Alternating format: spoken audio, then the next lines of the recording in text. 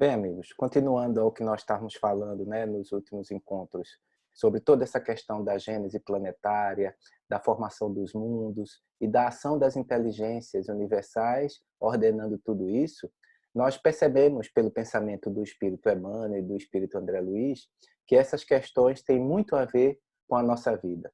Embora eles possam ali, nessas obras, como nós vimos, né, nessas últimas semanas, estarem citando questões científicas e questões muito profundas sobre a gênese de tudo isso, a pergunta que a gente se faz é a mesma que quando nós nos deparamos pela primeira vez com essas obras. Por que esses espíritos dedicaram espaço, né, do seu tempo para nos revelar essas questões?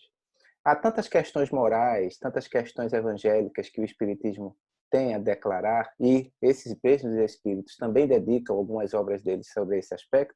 Por que então eles vêm nos falar sobre essas questões da Gênese, sobre essas questões detalhadas de como se deu a evolução do nosso planeta e a formação da vida nele?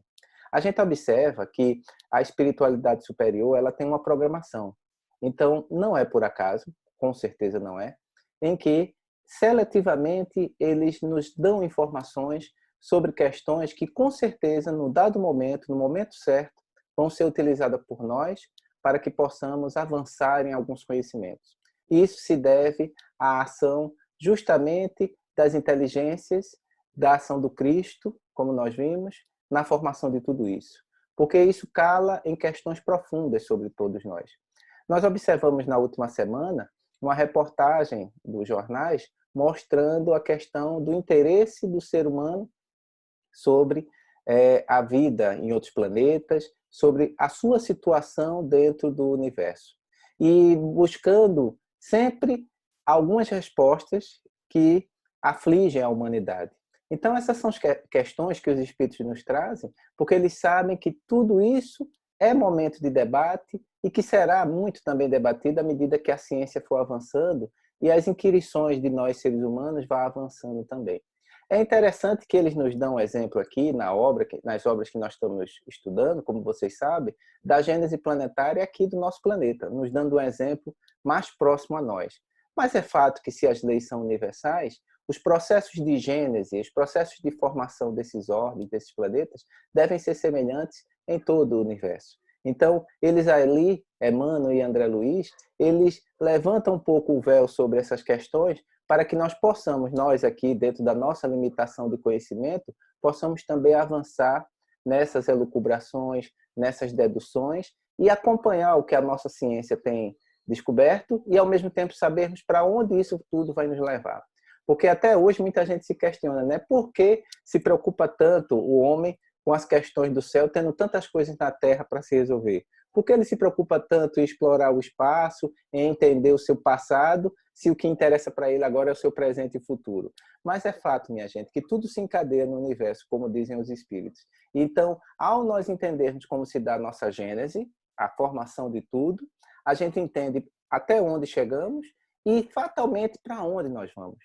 Então, há um ciclo que tem que ser fechado. E nesse ciclo que nós estamos atualmente no nosso planeta, no nosso orbe, nós observamos que tudo isso responde a leis perfeitamente estipuladas e por planejamentos dessas inteligências superiores.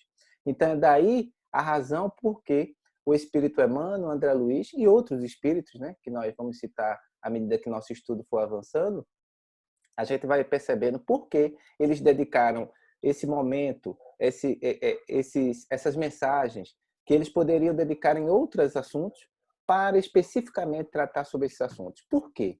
Tem uma razão de ser. E sempre é uma razão para o bem. Sempre é uma razão que tem uma importância para nós, seres humanos. Então, a partir desse instante, vamos continuar a ver nosso estudo e inicialmente, hoje, nós vamos começar a tratar, né, a primeira parte só, né, da vida organizada no planeta, como se deu a formação do orbe, né? Então, hoje nós vamos ver essa primeira parte desse estudo, tratando sobre isso, como se deu os primeiros movimentos de vida aqui na Terra, e na próxima semana a gente vai ver mais aspectos. É muito interessante que a gente vê, todos nós aqui temos, né, só olhar pela nossa janela e tudo mais, ao nosso redor, a diversidade que temos em nosso planeta. Só no nosso planetinha, que não é essas coisas todas em comparação aos outros planetas que existem no universo, segundo a visão dos próprios espíritos, mas que nós temos uma diversidade enorme de expressões de vida, né? E a pergunta que não quer calar e que sempre assombrou todos os filósofos, todos os pensadores, em todas as épocas da humanidade, é: qual é a origem da vida? Como ela se deu? Como ela ocorreu, né? A nossa ciência material, ela tem uma série de teorias quanto a isso, é verdade. E a gente vai discutir rapidamente aqui, obviamente não é o nosso objetivo, mas mostrar a ótica espírita sobre isso, a visão espírita, o que é que os espíritos superiores nos revelaram sobre toda essa história, o que é que o espiritismo tem a dizer frente ao que a ciência até então obteve. Mas eu já posso adiantar para vocês que todos esses aspectos que foram discutidos até hoje pela ciência são, de certa forma, defendidos pelo espiritismo também. Eu trouxe um vídeo muito curtinho para que a gente possa se embasar bem no que é que a ciência material acredita ter ocorrido para o início da vida aqui na Terra. Vamos assistir.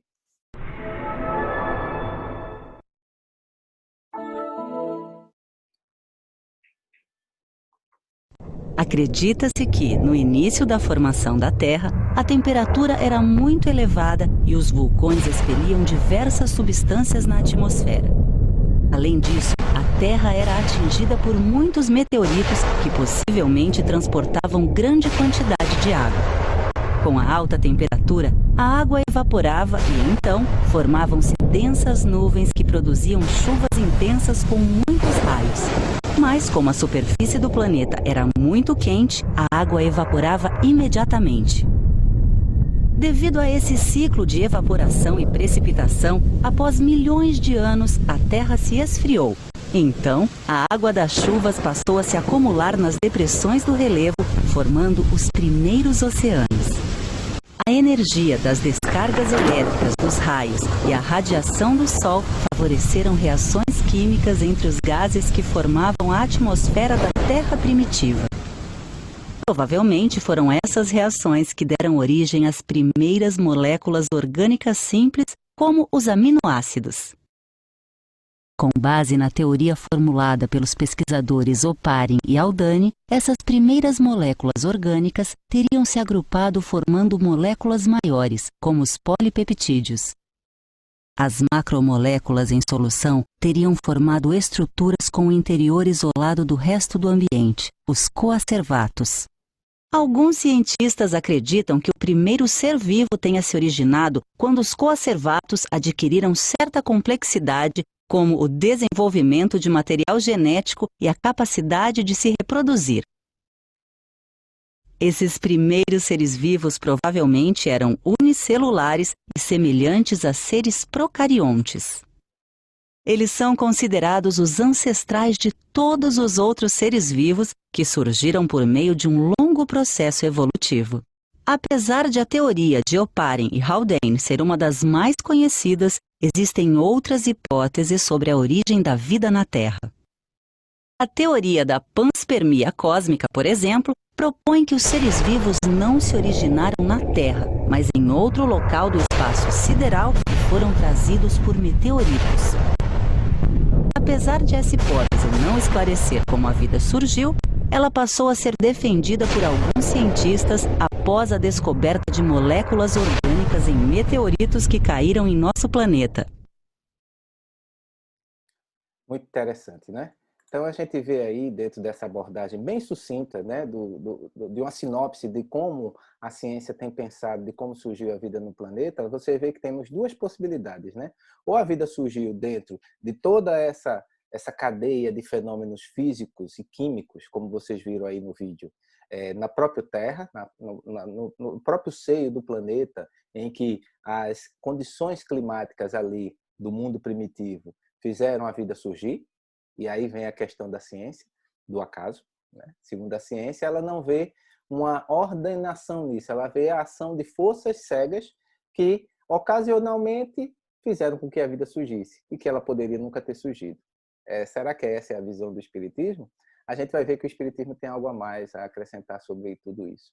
E tem uma outra teoria muito interessante, que é a da panspermia, como diz aí no vídeo, em que acredita-se que, já que não conseguimos entender como a vida surgiu aqui na Terra, aí veio a hipótese de que ela veio exportada, né, ela foi, de certa forma, vinda de outro ponto do globo, né? Então ela foi importada, melhor dizendo, de outro ponto do universo através desses meteoros que assaltaram a Terra, né? Que caem na Terra a todo momento e que poderiam ter trazido o germe de vida. Como diz o vídeo, isso não explica como a vida surgiu, porque ela já veio, então, né? Então ela surgiu em algum momento, em algum lugar, em que situações? Então, como a ciência ela também parte do pressuposto de que as leis são universais, as condições em que surgiram a vida, seja na Terra ou fora dela, tem que ser as mesmas em todo o universo. E é isso que intriga os cientistas, porque até hoje, dentro das nossas teorias acadêmicas, dentro das nossas teorias científicas terrenas, ainda não entendemos o propósito, quando surgiu e como se deu essa primeira unidade de vida, né? Aí vem a questão em que o Espiritismo tem muito a contribuir para dar luz, lançar luz ao que a ciência ainda se encontra, de certa forma, perdida nas suas deduções. Nesse sentido, a gente vai observar, agora avançando um pouco dentro da percepção do Espiritismo, o que nos diz André Luiz no livro Evolução em Dois Mundos. Então, agora o pensamento de André Luiz, a opinião de André Luiz sobre tudo isso dentro dos seus estudos lá no plano espiritual. E eu cito especificamente o capítulo 3, que ele fala da evolução e corpo espiritual. Lá, vejam o encadeamento de citações que André Luiz faz, que nos dá a ideia de como era o ambiente primitivo.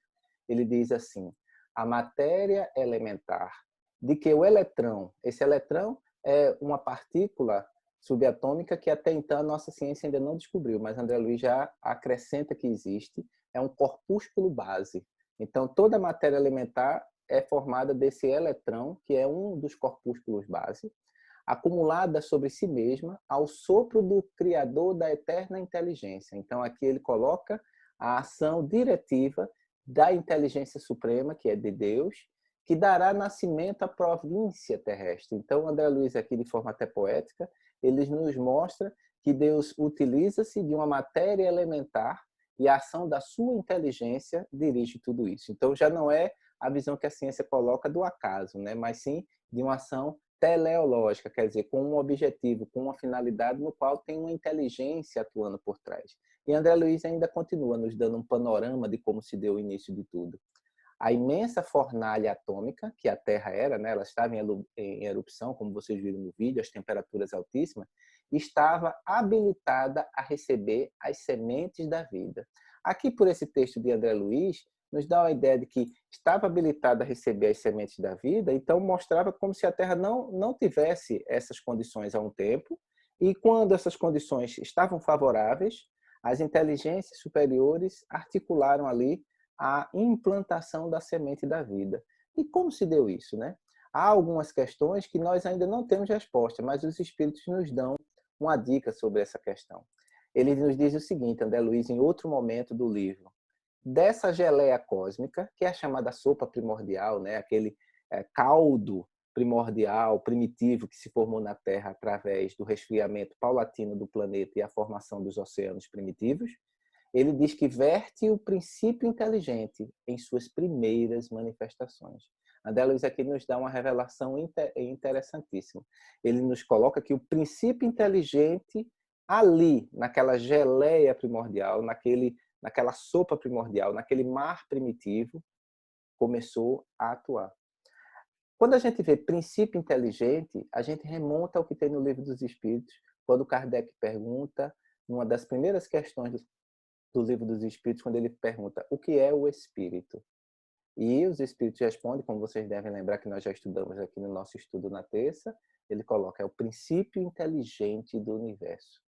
Então aí André Luiz já nos dá um aceno de que o princípio inteligente do universo, quer dizer, aquela inteligência, a partícula inteligente do universo, que é o espírito, já incorpora-se àquela matéria que estava ali naquele mundo primitivo. Então, segundo André Luiz, quando as condições foram propícias, as inteligências universais, guiadas por Deus, começaram a articular ali a mobilização e a formação do princípio inteligente dentro dos mares primitivos. É essa a ideia que André Luiz nos dá com esses trechos da sua obra. Mas se a gente for avançar um pouco mais, a gente vai ver outro aspecto interessante que André Luiz nos revela, que a espiritualidade nos revela, né? E aqui eu vejo uma obra muito interessante, que é pouco conhecida do movimento espírita, infelizmente, poucos a leram, que é Impulsos Criativos da Evolução. Uma obra que eu acredito que até não está sendo mais publicada, mas muito interessante, as deduções, de certa forma, filosófico-científicas do nosso querido Dr. Jorge Andréa, né? Muitos devem lembrar, ele já desencarnou há um certo tempo, o palestrante, pesquisador e escritor Dr. Jorge Andréa escreveu vários livros interessantes que remetem a um estudo profundo da doutrina espírita, e o professor Jorge Andréa, ele nos trouxe uns textos interessantes. Quando ele fala dos impulsos criativos da evolução nessa obra, olha o que ele diz.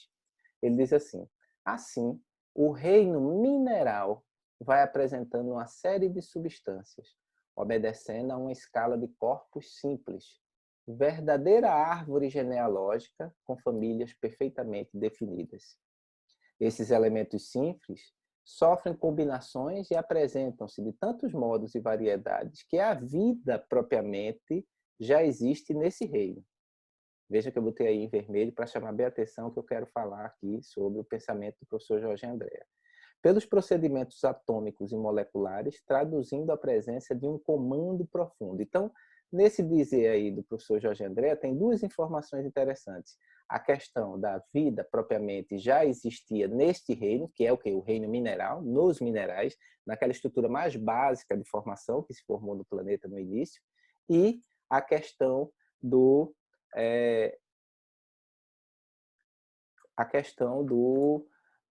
da inteligência, de um comando ali existindo.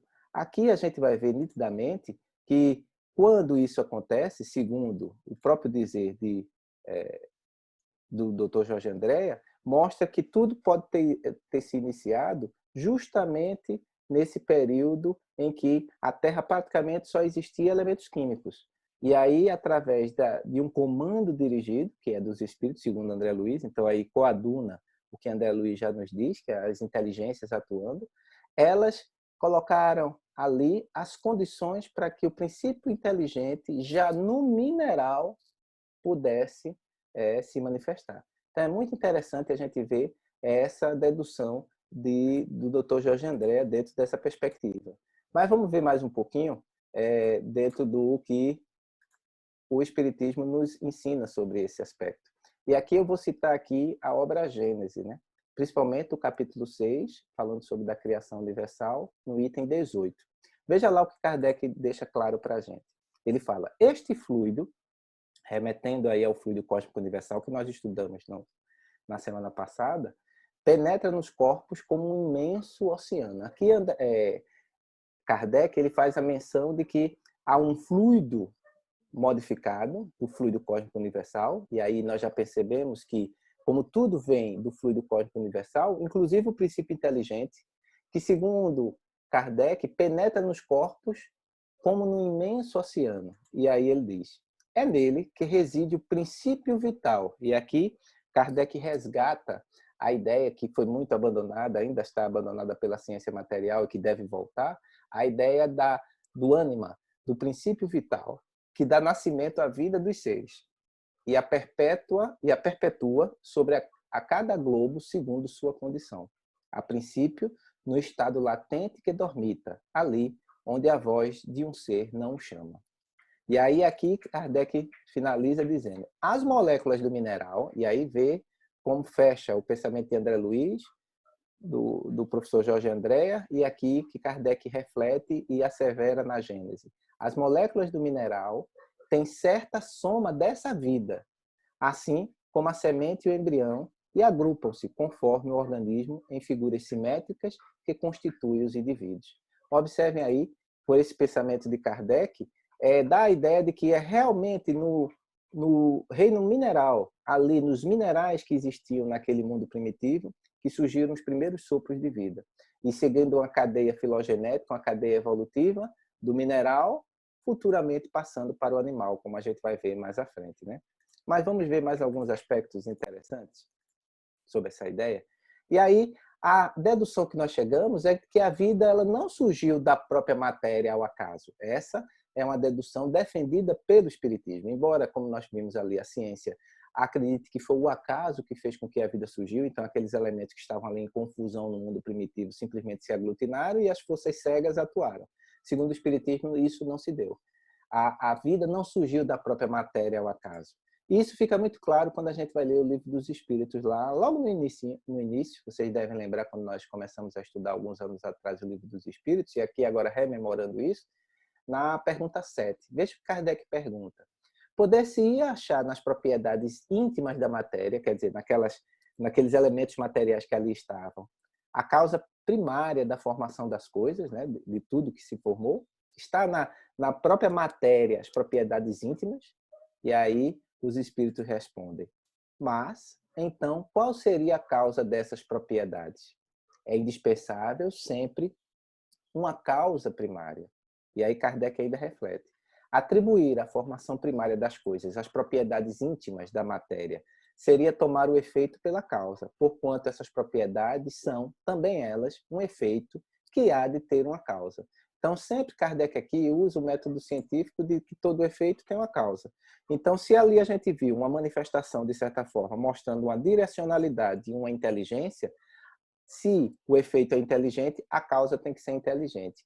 Quando nós não observamos na própria matéria essa casualidade de inteligência, é fato que essa causa deve ter vindo de outra fonte, deve ter vindo de um outro sistema, deve ter vindo de uma outra origem. E é isso que o Espiritismo avança em relação à ciência. Enquanto que a ciência acha que os elementos da Terra primitiva se juntaram ao acaso formando a vida, para o Espiritismo, na realidade, esses elementos se uniram, eles se aglutinaram na Terra primitiva, e isso o Espiritismo concorda com a ciência, mas o Espiritismo avança mostrando que tudo isso foi dirigido por inteligências superiores. E isso vai ficar claro quando a gente for avançando aqui nas nossas deduções. Mas Kardec ainda pergunta outra questão interessante, seguinte, aos espíritos, quando ele diz: o que se deve pensar da opinião dos que atribuem a formação primária, né, a formação inicial, a uma combinação casual, fortuita da matéria ou por outra ao acaso? E aí Kardec aqui ele mostra a visão da ciência, né? Que a ciência pensa justamente isso. Veja o que os espíritos respondem. Outro absurdo. Que homem de bom senso pode considerar o acaso um ser inteligente? E demais, o que é o acaso? Nada. Veja aí que os espíritos respondem com outra pergunta e finalizam dizendo: o que é o acaso? Nada. Que homem de bom senso pode considerar o acaso um ser inteligente? E aí vem o comentário de Kardec muito bem estruturado aqui na resposta dessa pergunta dos espíritos. A harmonia existente no mecanismo do universo patenteia combinações e desígnios determinados e, por isso mesmo, revela um poder inteligente. Atribuir a formação primária ao acaso é insensatez, pois que o acaso é cego e não pode produzir os efeitos que a inteligência produz. Um acaso inteligente já não seria acaso. É perfeita essa dedução de Kardec aí e coaduna muito com o que nós estamos mostrando aqui que o Espiritismo defende através do pensamento de André Luiz e de outros pesquisadores. Não há acaso nas criações do universo, principalmente num evento tão importante como esse, que é a formação da vida num orbe planetário. É óbvio, pelo que a gente tem estudado nas últimas semanas, que tudo isso parte de um planejamento, de uma arquitetura, no qual inteligências nobres e elevadas, preparadas para essa finalidade, sob a direção de espíritos também muito preparados quanto a isso, no nosso caso, o nosso próprio Cristo planetário, que dirige esses processos e que dirigiu lá no início, né, na formação do planeta, os primeiros sopros de vida aqui na Terra. Então, o Espiritismo aqui traz uma revelação para que a ciência, no futuro, possa se dedicar a descobrir o elemento espiritual na obra da criação. É isso que está faltando ainda hoje à nossa ciência, é descobrir esse elemento espiritual. Então, a gente vê dentro do que a ciência nos mostra, que nós vemos a nossa natureza aqui do nosso planeta, a nossa biosfera, como vocês estão vendo aí no centro da figura, mostra que ela é um encadeamento de uma série de sistemas que vão aumentando a sua complexidade, desde o início aqui com o átomo, as moléculas, formando organelas, células, tecidos, órgãos, sistemas, organismos, que já são os seres em si, daí formam grupos de mesmos organismos da mesma espécie, a partir do momento em que se aglutinam com outras espécies, formando as comunidades, essas comunidades interagindo com o seu meio ambiente, o que formam os chamados ecossistemas, até gerar todo esse sistema complexo que nós vemos na Terra, chamado biosfera. Observem que gradativamente o nível de complexidade vai aumentando. E se nós estamos aqui aventando a ação de inteligência sobre isso, observem, minha gente, e remetam à memória agora como deve ter sido o início de tudo isso através da manipulação química no reino mineral dos átomos, como a gente leu, até chegar à complexidade de uma biosfera, como nós vemos hoje. Tudo isso, minha gente, respeita um encadeamento lógico e mostra uma inteligência ou inteligências atuando de forma ordenada sobre tudo isso aí. Então, rememorando o que a gente viu até agora, a gente vê que para o surgimento da Terra, da vida na Terra, existem várias teorias. Existe uma teoria que a ciência levanta, que é essa que nós estamos debatendo mais, que é a da chamada biogênese. O A aí, que está em vermelho, eu coloquei de propósito, mostra a vida surgiu de matéria não biológica, não de uma própria vida já pré-existente, mas sim dos elementos minerais, dos elementos físicos que até então não tinha vida e a vida surgiu. É a chamada biogênese. Mas também temos algumas teorias que alguns cientistas defendem, que é da biogênese, que seria de que a vida ela veio de outro princípio de vida já pré-existente. É outra teoria muito interessante. E da panspermia, como a gente viu no vídeo, é aquela ideia de que a vida ela veio disseminada do universo e através dos meteoritos caiu sobre o solo do planeta e a vida germinou. Mas o que eu quero chamar aqui a atenção é que nós estamos analisando uma perspectiva muito mais ampla de todas essas teorias. A gente está vendo uma verdadeira ontologia espírita sobre a formação da vida e a formação do planeta. Como se deve esse termo ontologia, né? Um nome novo, né, que a gente vai aprender aqui no nosso estudo. A ontologia espírita é justamente a ontologia ou teoria do ser.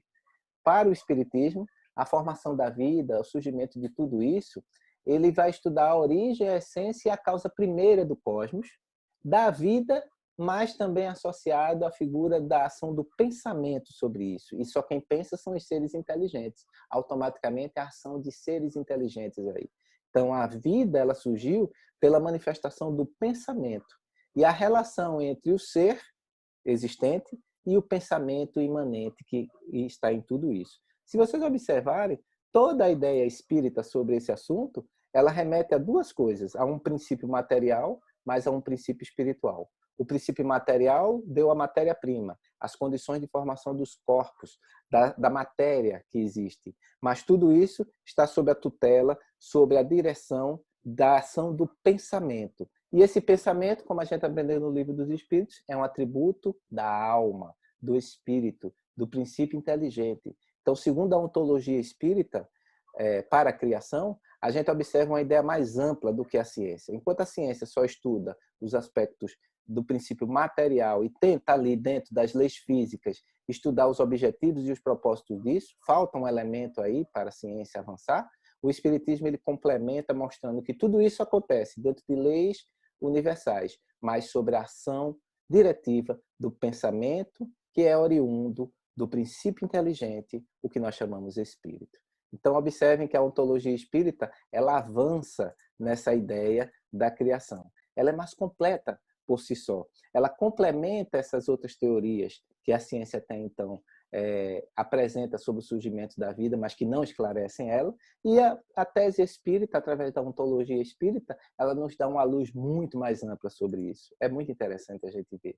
Então, vocês observem nessa figura aí, mostrando a formação da Terra. Bem no centro aí, vocês veem da imagem a Terra em formação há 4,6 bilhões de anos, né? Tá pequenininho, mas dá para ler com carinho aí. 4,6 bilhões de anos, você vê que nessa espiral crescente e evolutiva, desde a formação primitiva da vida até 1 milhão de anos até anteriormente, quando surgiu o homem, aqui no fim dessa espiral, né? Vocês veem aqui a figura de um ser humano, várias espécies, várias situações ocorreram na história geológica do nosso planeta. E tudo isso a ciência já tem evidências e mostra que seguiu um encadeamento evolutivo sobre tudo isso. Mas o mais interessante é que tudo isso sempre foi e está sendo ordenado por inteligências invisíveis. É um poder oculto, uma verdadeira força oculta. é uma outra força da natureza que a nossa ciência ainda desconhece e que o Espiritismo veio revelar, que é a ação das inteligências universais atuando sobre toda essa dinâmica na evolução das questões da vida do planeta. E aí vamos aqui ver de novo alguns pensamentos do Espírito Emmanuel no livro A Caminho da Luz e do Espírito André Luiz no livro, especificamente, A Evolução em Dois Mundos. Vejam que Emmanuel nos esclarece sobre tudo isso que estamos debatendo no livro A Caminho da Luz. Falando no capítulo sobre a vida organizada, e ele fala as construções celulares, e ele diz: sob a orientação misericordiosa e sábia do Cristo, laboravam na Terra numerosas assembleias de operários espirituais, como a engenharia moderna que constrói um edifício prevendo os menores requisitos de sua finalidade. Os artistas, veja como Emmanuel chama aí, os artistas da espiritualidade edificavam o mundo das células, iniciando, nos dias primeiros, a construção das formas organizadas e inteligentes dos séculos pós-vindouros. O ideal da beleza foi a sua preocupação dos primeiros momentos a que se referia às edificações celulares das origens. Muito bonito isso que Emmanuel coloca, mas ele nos traz 3 informações importantíssimas. Primeiro, a ação que o Cristo teve da ajuda de assembleias. O que é assembleias? É um conjunto de muitos indivíduos. Então, a gente vê a complexidade da vida na Terra, a quantidade de espécies que tem, de tipos de vida diferentes, de formas de vida diferentes. É óbvio que para cada tipo de vida teve que ser pensado esse organismo, teve que ser pensado como seria esse ser que iria existir e necessariamente precisaria de gente, de mentes, né, melhor dizendo, de inteligências para pensar cada organismo desse. E aí a biologia fica fascinada quando ela vê a diversidade de espécies no nosso planeta. Só no nosso planeta a gente vê a quantidade, como nós vamos mostrar aí na frente, a quantidade de espécies que já temos catalogadas. É óbvio que necessitaria ali ter, para cada espécie daquela, uma inteligência se dedicando com carinho e trabalhando, elaborando, e como ele diz aí, como verdadeiros artistas.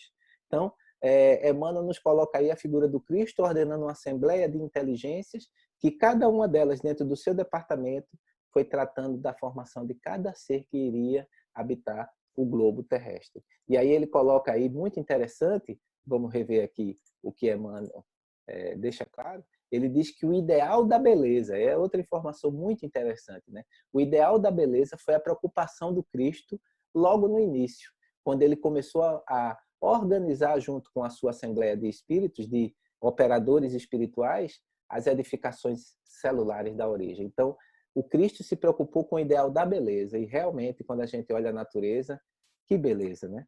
Vejam que Emmanuel ainda continua, ele diz: é por isso que, em todos os tempos, a beleza, junto à ordem, constitui um dos traços indeléveis de toda a criação. As formas de todos os reinos da natureza terrestre foram estudadas e previstas. Olha aí Emmanuel colocando, que não foi ao acaso. Tudo foi estudado e foi previsto.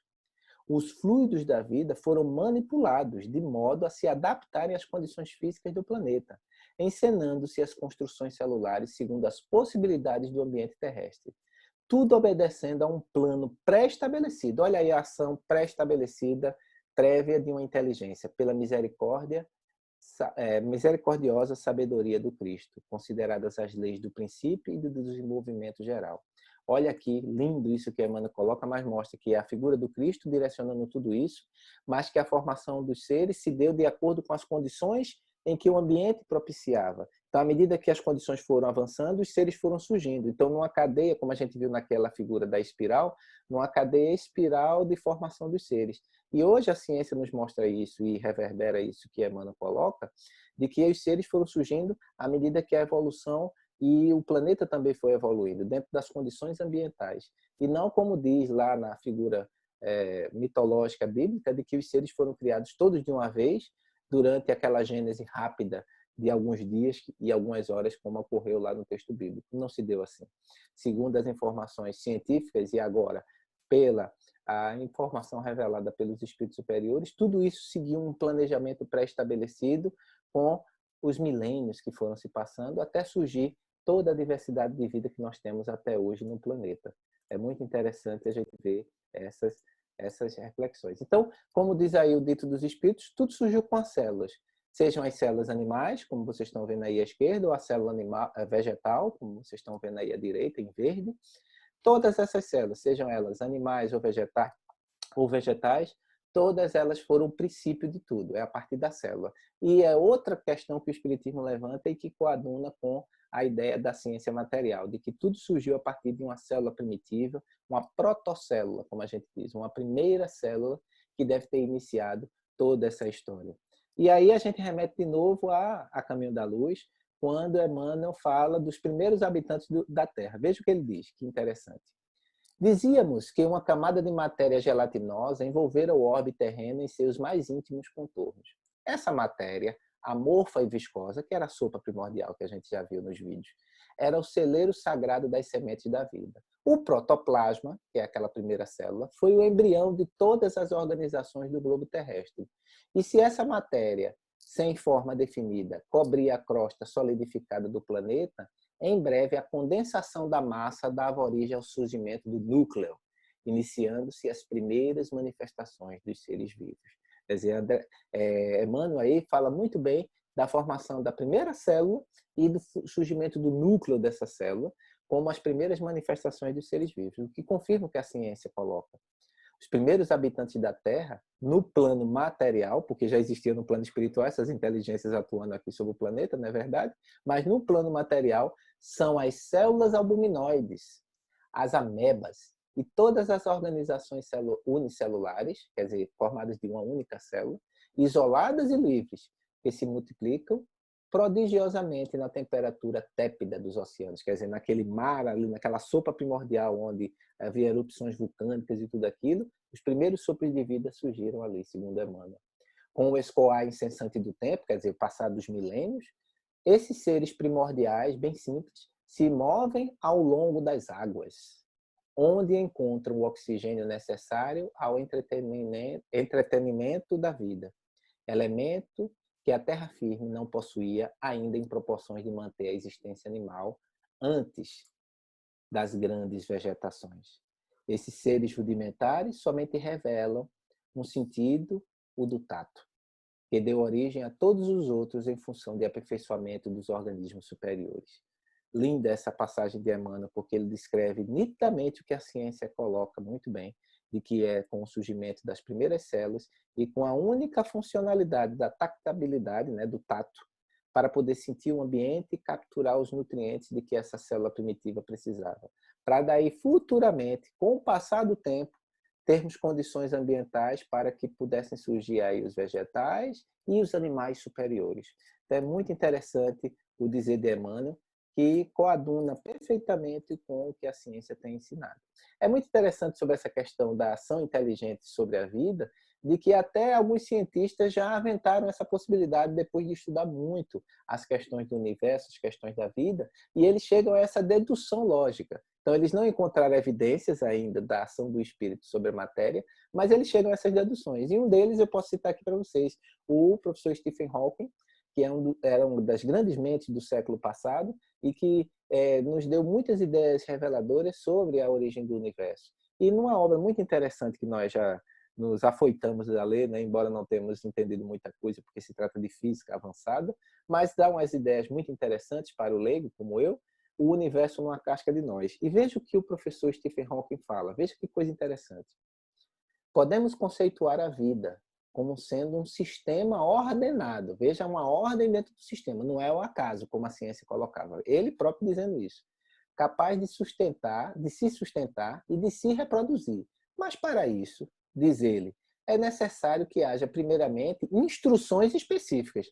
Quer dizer, a vida não pode ter surgido do nada, do acaso. Tem que ter tido instruções ali naquela primeira célula. Quem colocou essas instruções? É a pergunta que a gente coloca.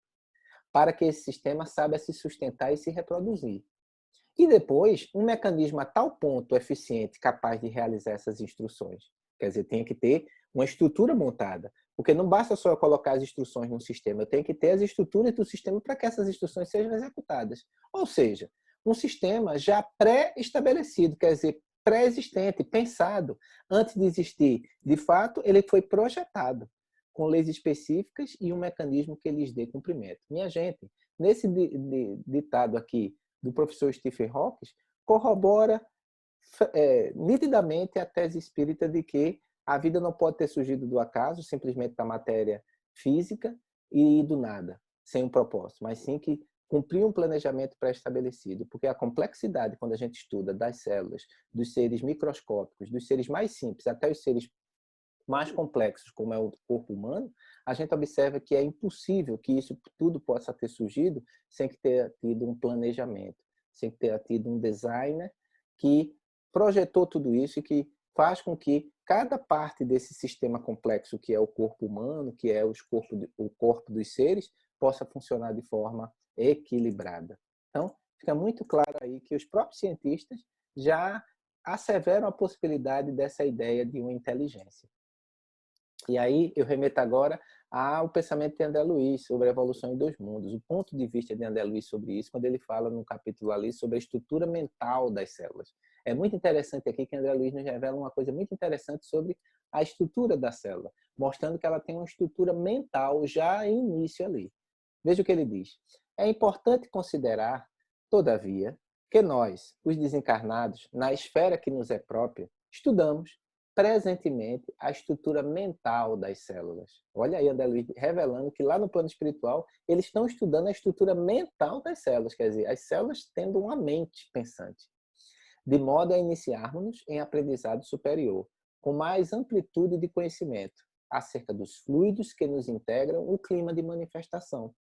Todos eles de origem mental e todos entretecidos na essência da matéria primária, que é o fluido cósmico universal, ou hausto corpuscular de Deus, de que se compõe a base do universo infinito. Então, André Luiz aí está nos mostrando que a estrutura mental da célula existe, de que eles estão estudando isso para nos revelar, claro, mais informações no futuro, e que tudo isso é a base do que foi construído a partir dessa matéria primária, que é do fluido cósmico universal, reforçando a ideia de que tudo que Deus criou no universo veio do fluido cósmico universal. As células, a próprio princípio espiritual, né? E ele diz mais à frente, essas células obedecem às ordens do espírito, diferenciando-se e adaptando-se às condições por ele criadas. Procedem do elemento primitivo, comum, de que todos provimos em laboriosa marcha no decurso dos milênios, desde o seio tépito do oceano, lá na sopa primordial, quando as formações protoplásmicas se lastrearam às manifestações primeiras. Observem que André Luiz aí deixa muito claro a ideia de que as células foram se adaptando, foram através da ação inteligente do espírito direcionando tudo isso, fazendo com que essa matéria que foi animada, que agora passou a ter vida, que é as células, elas têm uma estrutura mental que também vai se elaborando e que vai evoluindo. É a verdadeira, como nós chamamos e vamos estudar mais profundamente nos próximos estudos, é a evolução anímica. Guardem bem essa imagem. Evolução anímica. Nós vamos discutir um pouco mais sobre ela mais à frente. Mas vamos continuar nas nossas deduções sobre a origem de tudo. Daí a gente pode concluir, né, percebendo tudo que a gente estudou hoje, né, só na noite de hoje tem muita informação, mas através de um fluxograma eu acho que pode ficar claro até onde nós chegamos. Segundo o que nós estudamos, essas inteligências superiores, e aí observem que eu botei de propósito em azul o E maiúsculo, que segundo a conceituação do Livro dos Espíritos, quer dizer, os espíritos, que são os seres superiores, os co-criadores em plano menor, essas inteligências, por exemplo, como a do Cristo, ordenaram a ação do fluido cósmico universal, que se particularizou em duas estruturas, a matéria, como nós vimos, aquela sopa primordial, o planeta em ebulição, mas juntou a esse elemento, né, através dos minerais, moléculas primitivas que existiam no mundo primitivo, os espíritos. E aqui os espíritos, vejam que está em azul em letra minúscula, para dar a ideia, não do espírito já o ser, já é avançado com consciência, mas sim aquele princípio espiritual, como diz no Livro dos Espíritos, o princípio inteligente da criação.